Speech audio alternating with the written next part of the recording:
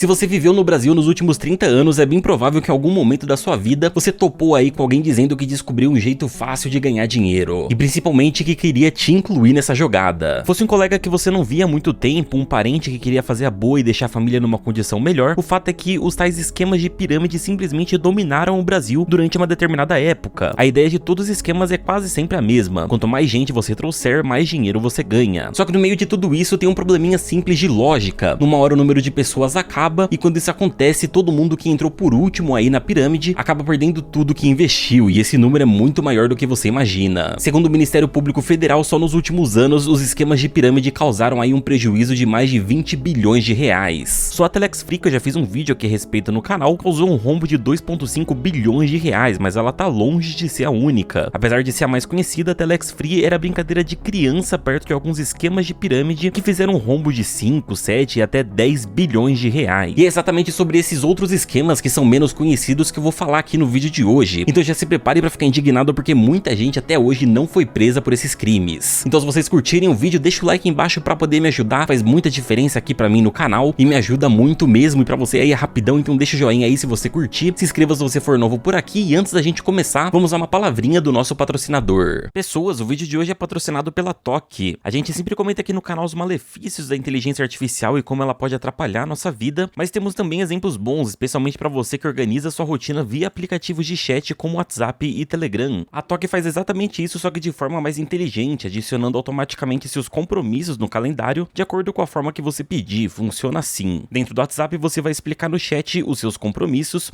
e tudo vai ser organizado para você e colocado no seu calendário. Inclusive ele sincroniza com o Google Agenda e o aplicativo Calendário da Apple. Você pode colocar desde uma ação simples, como pedir para marcar uma reunião no horário próximo, ou até algo mais complexo, como pedir para ele te lembrar de tomar alguma medicação pelos próximos 5 dias a cada 8 horas e pronto. Ele vai agendar tudo para você e vai ir te lembrando. Você pode fazer esses pedidos de lembrete via Zap, incluindo usando o modo áudio, e o próprio aplicativo também pode te lembrar por lá, deixando sempre na sua mão as coisas que você precisa fazer no seu dia a dia. O aplicativo está disponível tanto para Android quanto para iOS, mas você já pode começar a usar as funcionalidades via WhatsApp, adicionando o contato deles pelo site, o yestoque.com.br. Então confira o aplicativo aí na descrição do vídeo, e muito obrigado Toque por patrocinar esse vídeo. Agora vamos ao nosso assunto.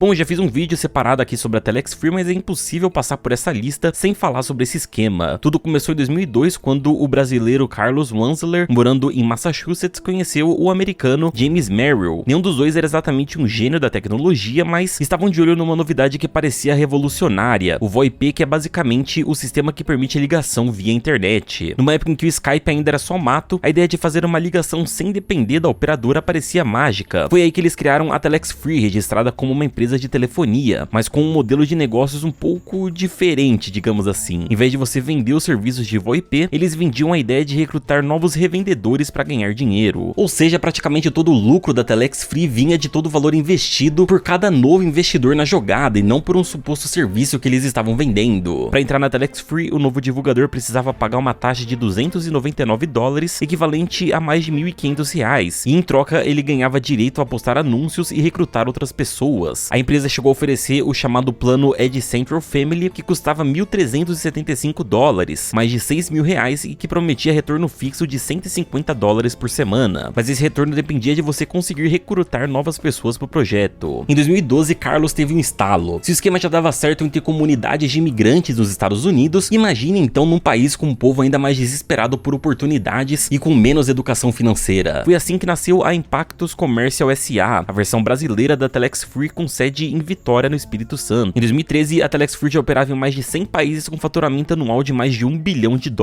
Carlos acumulava mais de 30 imóveis, lanchas, carros de luxo e já tinha começado a lavar dinheiro via empresas de fachada. E foi justamente aí que o castelo começou a ruir. À medida que o número de novos divulgadores começou a cair e as pessoas pararam de receber o dinheiro, as denúncias começaram a surgir. Em janeiro de 2013, o Ministério Público abriu um inquérito para apurar suspeitas de irregularidades e iniciou a Operação Orion, considerada uma das das maiores ações contra a pirâmide já feitas aqui no Brasil. Em 2014, o Departamento de Justiça dos Estados Unidos emitiu um mandado de prisão contra Carlos e James, mas Carlos, que estava no Brasil, permaneceu solto porque o país tem regras claras de não extraditar seus cidadãos. Acontece que em 2009, Carlos tinha adquirido a cidadania americana, o que tecnicamente anularia sua cidadania brasileira, e em 2020 o STF autorizou sua extradição. O caso foi parar nas mãos de Jair Bolsonaro, que negou a extradição e mandou o STF revogar a prisão. Hoje, tanto Carlos quanto James estão soltos e ninguém nunca recebeu dinheiro de volta.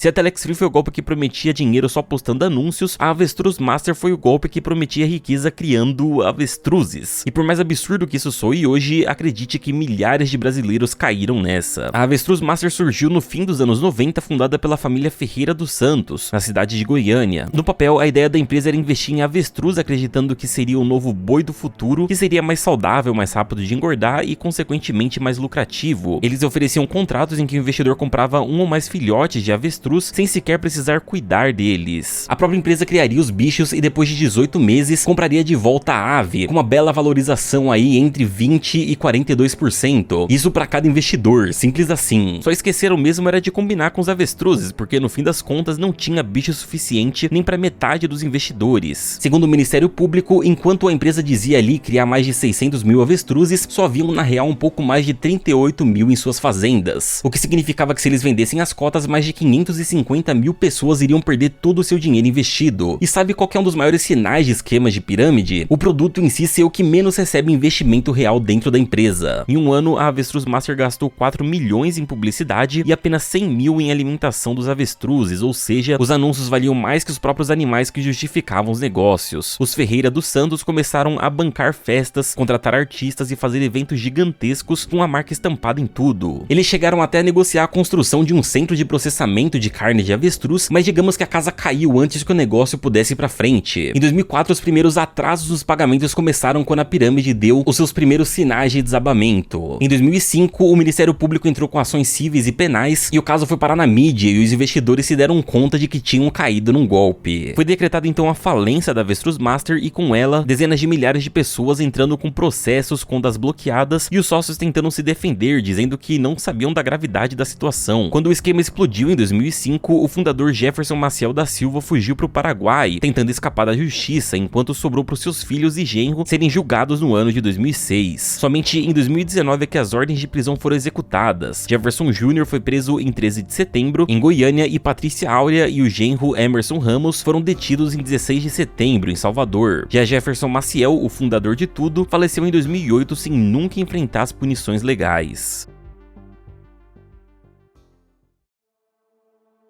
No ano de 2013, a empresa Bebum, que assim como a Avestruz Master, também era de Goiás e surgiu se apresentando como uma plataforma que vendia planos de rastreador de carros. Na prática, você ganhava para participar, recebia um rastreador para o seu carro e ganhava dinheiro recrutando novas pessoas para fazer a mesma coisa. Quem quisesse entrar precisava pagar um plano que ia de 600 a 3 mil reais, com retorno mensal garantido só por se cadastrar e atrair mais participantes. Como bônus, a pessoa supostamente poderia ganhar ainda mais brindes como iPads, carros, viagens e até cotas de lucro da empresa na bolsa de valores. Em questão de meses, mais de 300 mil pessoas já haviam se cadastrado na empresa. Gente que largou o emprego, que vendia o carro para investir e que achava que finalmente tinha encontrado o caminho da independência financeira. A Bebum usou parte dessa grana para investir pesado em marketing, eventos motivacionais com luzes, palcos, música e toda aquela coisa que a gente já viu em outros esquemas. Só que no meio disso tudo ainda tinha um detalhe que passava despercebido: quase ninguém de fato usava os tais rastreadores. Esse foi um dos esquemas de pirâmide que durou menos tempo, já que ainda em 2013 a justiça determinou o bloqueio das contas da Bebum e a suspensão das atividades depois de uma investigação do Ministério Público Federal de Goiás. Nessa época, a empresa já tinha arrecadado mais de 300 milhões e, como você deve imaginar, a maior parte dessa grana nunca mais foi vista. Em 2017, a justiça determinou que a Bebum fosse dissolvida e congelou todas as contas dos fundadores, incluindo João Francisco de Paulo, líder da Embra System na época. A justiça usou mais de 100 milhões de reais recuperados das contas dos fundadores para restituir pelo menos parte dos prejudicados pelo esquema.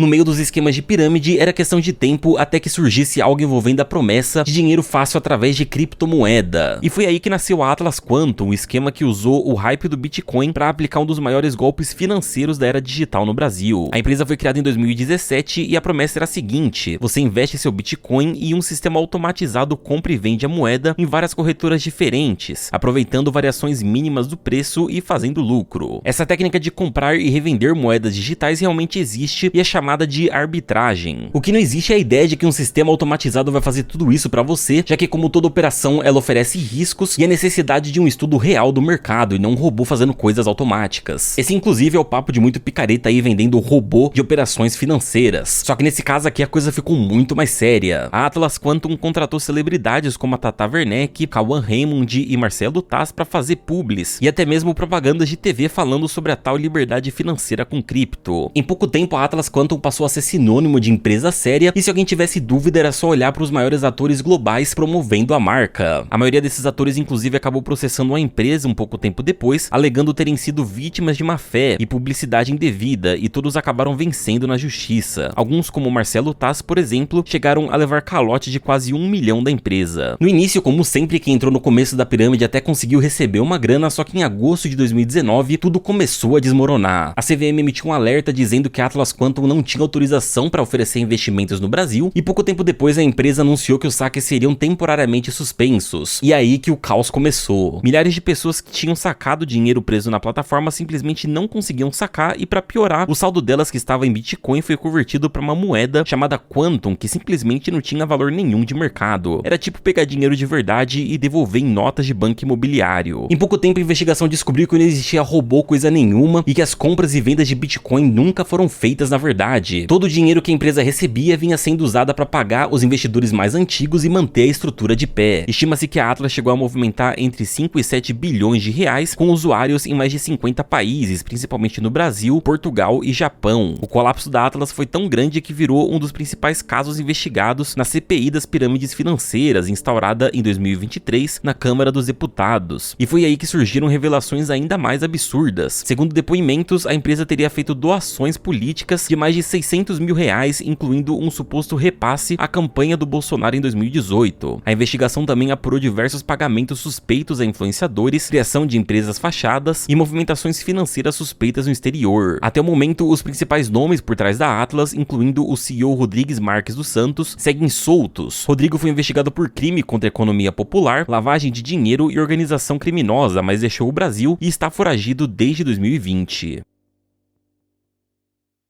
Uma área que não poderia deixar de estar presente aqui nessa lista é de agropecuária. Nesse caso, mais especificamente, a alimentação de gado. O nome Boi Gordo é na verdade uma explicação bem literal do que a empresa supostamente fazia. A promessa da Boi Gordo era literalmente comprar bezerros e engordá-los, só que sem nunca precisar ver o boi de verdade. E tudo isso com a promessa de ganhar 42% de lucro em 18 meses, parecido aí com a Avestruz Master. Tudo começou em 88, quando o economista Paulo Roberto de Andrade fundou a empresa com a promessa de transformar pequenos investidores em sócios de um império agropecuário. O modelo parecia sofisticado, mas na verdade era simples até demais. Você assinava um contrato de investimento coletivo comprando arrobas de bezerro e a empresa cuidava de tudo. Passando 18 meses, então, o bezerro engordava e virava um boi, e você, enquanto isso, aí recebia um lucro de 38 a 42% do valor investido, uma bolada. O Boi Gordo foi um dos primeiros esquemas de pirâmide na história do Brasil e surgiu através de comerciais de TV, panfletos e novamente a presença de atores globais em propagandas. Antônio Fagundes, o mesmo que aparecia na novela O Rei do Gado, estrelou campanhas da empresa no auge da novela, e isso foi um salto gigantesco, já que a gente tinha literalmente a novela mais vista do Brasil com o mesmo tema do esquema de pirâmide. A empresa chegou a ter mais de 30 fazendas em 8 estados brasileiros, um rebanho estimado em cerca de 200 mil cabeças de gado e até um escritório em Miami. Mas aí começa o problema, a conta simplesmente não fechava, a quantidade de bois prometidos não existia e principalmente engordar bezerros não era uma tarefa tão simples assim como eles estavam falando. A partir de 2001 começaram os atrasos dos pagamentos, até que finalmente em 2004 a empresa foi declarada falida e o Ministério Público estimou um prejuízo próximo a 3,9 bilhões de reais, considerado o maior escândalo financeiro rural da história do país. Paulo Roberto de Andrade, o criador do império, até que foi punido. Em 2006, a Comissão de Valores Mobiliários aplicou uma multa de